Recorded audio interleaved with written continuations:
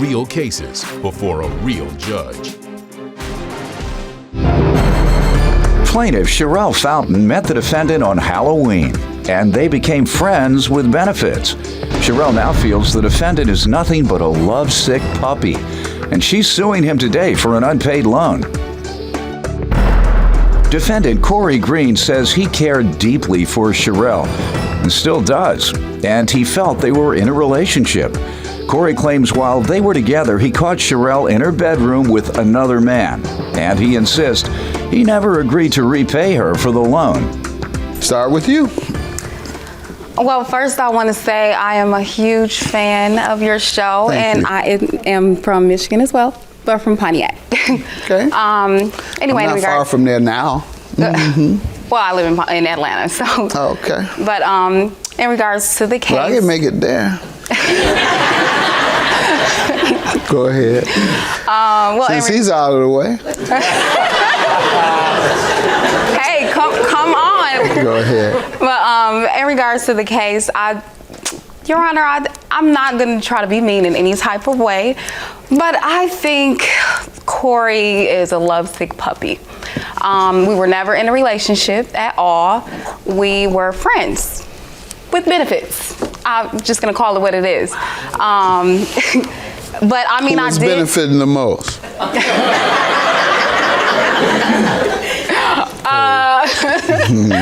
But I mean, I cared about him. I did. I enjoyed spending time with him. But how long did you all spend time together? It was for a few months. That's all? Okay. A few months before I lost interest. Why'd you lose interest? Because he didn't put forth the effort, the time. You know, I feel like I was a single mother at the time, and I'm like, I work full time. You know, I got all this time that I'm trying to make for you, but you're not doing it for me. I voiced it. Things did not change. You said you didn't want it. I didn't say I didn't want that at first. You said you didn't get it. Oh, okay. It just became that. And I just said, okay, well, it's not going to be a relationship, so it can be this. First you wanted a casual relationship. Then when he put it on you, you wanted something a little more permanent. No. In the beginning, it started with, okay, this is somebody that could potentially be my boyfriend. Mm-hmm. But when things were changing, I'm like, okay, he's not doing what I need him to do, then I don't want a relationship. We can just be this right here. What did he tell you when you talked about your needs and how he was not addressing what you needed in a relationship? I mean, you know, he just explained how he worked a lot and this and that, and I feel like I did the same thing, plus being a mom. So I'm like, okay, no, he's not giving me the time that I need. So we're just gonna do this. We continue to date, and eventually, I lost interest and now have a new boyfriend. Did you tell him? Well, first, let me just tell you a little more how we met. Okay.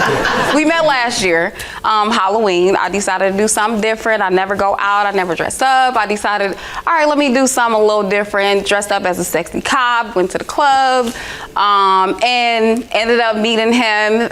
Actually, throughout the night, I kept noticing that he was there, like, oh, him again. Oh, so eventually I gave him my number. Mm-hmm. I gave him my number, and he was a sexy criminal. That's right. Sexy police, sexy criminal. That's right. Gave me a number. What happened? Oh, and I was a little wasted. I went and sat down, and he came and sat down as well, and I got sick on him. But he was. Go ahead.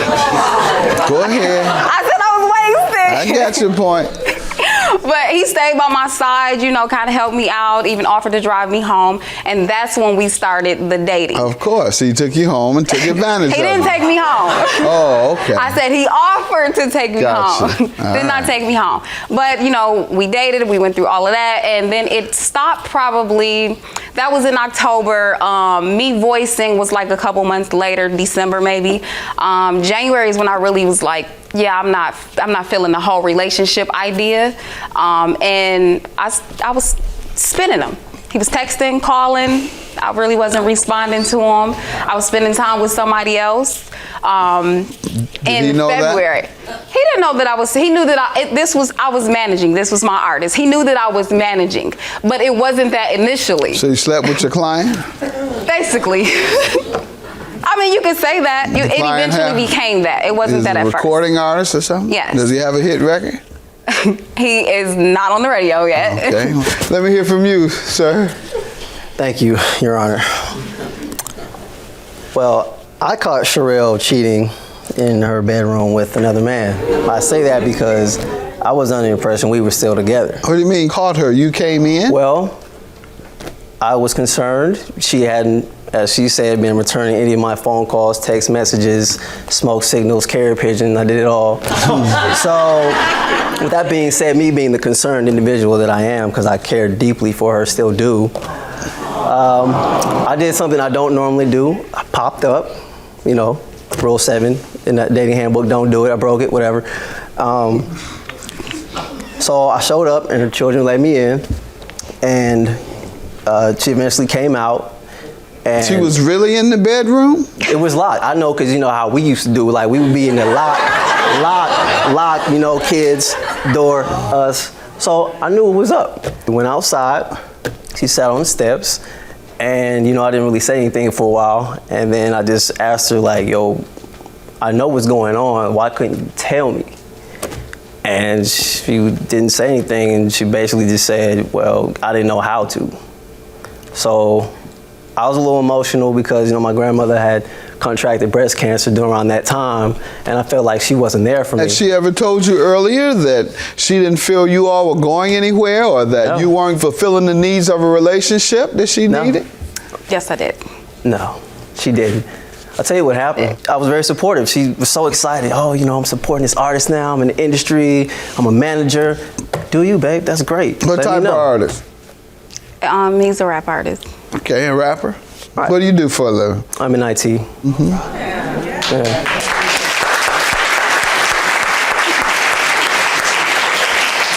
To each his own. Go ahead. And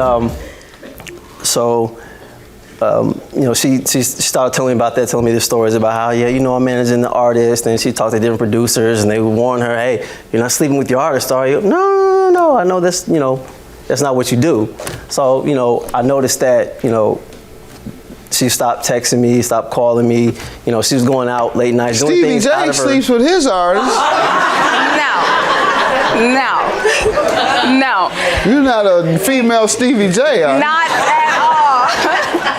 Treating him like Jocelyn. I wasn't just sleeping with him. It became that. He's no Jocelyn, no, that's for sure. It became that. It wasn't initially that I was working. Jocelyn's a nice lady. I like her. It wasn't that initially. It for those who don't know, I'm talking about a television show, Love and Hip Hop Atlanta, one of my favorite shows.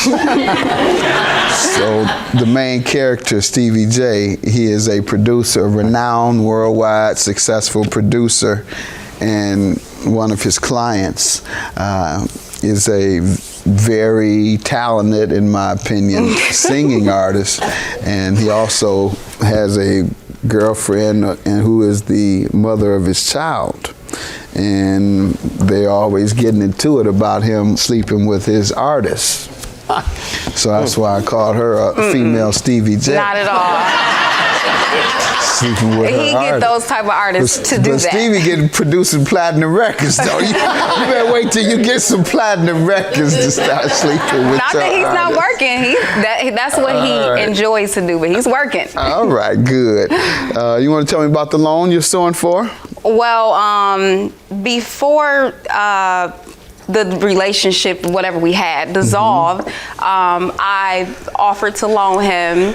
In January of this year, I offered to loan. He wanted to move into an apartment or whatever. He was staying with his grandmother. He wanted to move, and he needed money for a security deposit. It was $600, but I loaned him $500. And I was under the impression because he said he would pay me back. So I'm thinking that I'm going to get paid back in February, middle of February, end of February, because he was starting a new job. I'm like, okay, first check. Time passed because when he showed up at my house, he explained about his grandmother. You know, I felt bad, and I'm like, I'm not gonna really badger him about paying me back right now, but it's not gonna leave. I still want my money back. And I just had several attempts contacting him in regards to it, and he just still hasn't paid. What do you want to tell me about I would like to point out a key phrase, under the impression. I'm sure you caught that. She was under the impression. From you telling me. She's saying where she got that impression is you telling her you would. Okay. Well, the way I see it is, when she gave me the money, I pretty much told her, hey, I don't know if I can give this back to you. Are you sure? I don't think I can give it back to you. Babe, it's okay. Do you get your apartment? End of story. Negative. So you never agreed to repay her? Is that your point? I didn't. It wasn't a loan. It wasn't. There was no. We didn't sign anything. Nobody said, okay, I need money in a allotted amount of time, which to me. Didn't ask you that. Did you ever agree to repay her? No. Okay, that's a very simple question. Wow. All right, what are you looking at there? Well, seems like you have something you're looking at. I kept my text messages, but first I was texting and calling him, and then I said, well, let me send him a Facebook message. So I sent him a message, and it clearly says in here that he was gonna pay me back. And then it continued on. Okay. I told you you were gonna get your money. When you gave me the money, you didn't give me a time frame. I told you as soon as I got the money, you would have it. And what else? This is text, continuation of What do you have to text. say about these, sir? You'll get your dough. Well, these are obviously after the fact. I mean, they don't speak to exactly the terms when we first spoke. Also, when she contacted me after the split, or whatever it was, whatever friends with benefits do, right?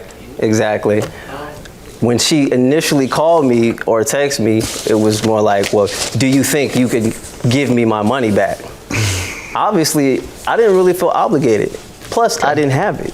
I mean, you basically stabbed me in the back, didn't tell me anything. I had to find out on my own. What does that have to do with the money?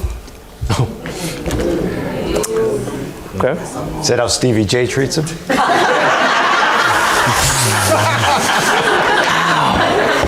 Well, that's how Jocelyn acts, that's for sure.